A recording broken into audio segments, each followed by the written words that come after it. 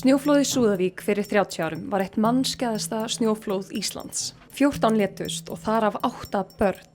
Ástvini þeirra sem létust hafa lengi viljað fá svör aðgerðir stjórnvalda í aðdraganda flóðsins.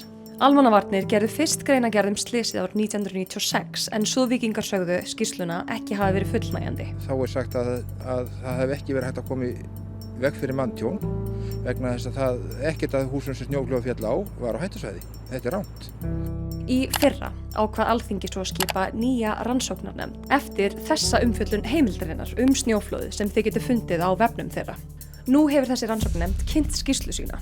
Hún er rúmlega 400 blaðsíðna löng og blaðamannafundurinn stóð yfir í 2,5 klukkustund. Hér eru 3 helstu fréttapunktarnir sem komu fram í skýrslunni.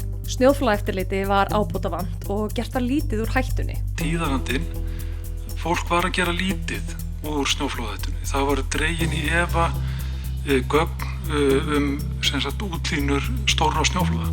Almannavarnir höfðu skorað á Súðavíkurhrepp að byggja varnir og hreppurinn fékk verkfræðistofu til að gera tillögu að gerð varna en svo voru varnirnar aldrei reistar. Að kostnaður vegna byggingavarnanna hafa verið talin ofviða Súðavíkurhreppi og það verið að telja sennilegustu skýringuna. Boðleiðirnar voru óljósar milli Almannavarnarnefndar Súðavíkur, Almannavarna ríkisins og Veðurstofu Íslands. Það var óskýrt hver ætti að taka ákvörðun hvað daginn fyrir og aðfaranótt flóðsins.